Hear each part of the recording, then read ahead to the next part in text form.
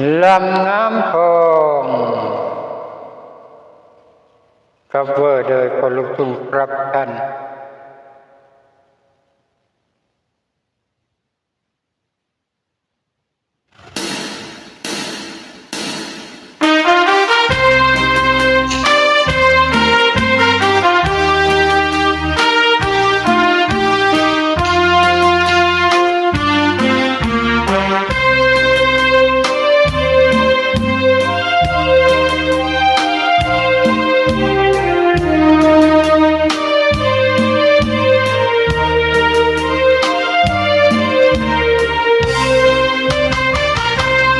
ลำน้ำคลองน้องรินลางสองฝั่งสะพรั่งด้วยมวลพฤกษาน้ำงามงามยามแรงเพิ่นตา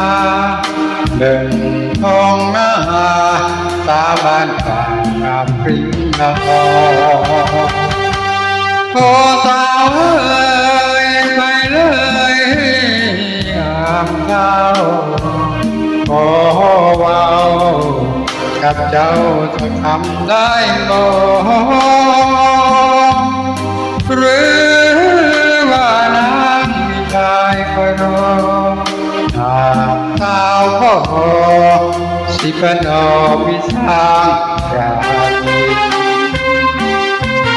โอ้น้ำพองรองตะวันบุกเทเสกสรรบันดาลให้มาเยือนที่อยากอยู่ร่วมหอร่วมผูกคอใช้หน้าทำยินร่วมฟังจนวันสูญสิ้นหากอยู่พินจนสิ้นลมปราณพันน้ำพองของดินดินเป็นกอดแก่นเมืองแก่นแห่งแดนอีสานถึงที่ไกลดวงใจไปนานคอย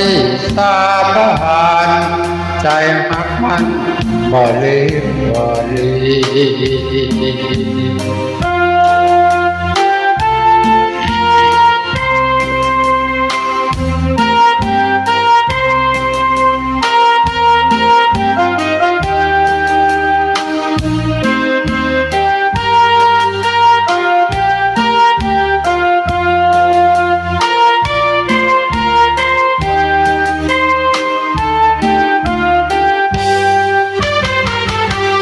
พันน้ำทอ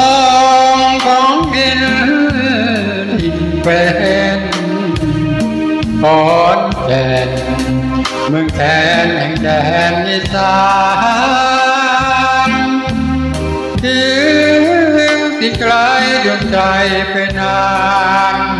คอยสาบานใจหักมันบ่ลืมบ่ลืม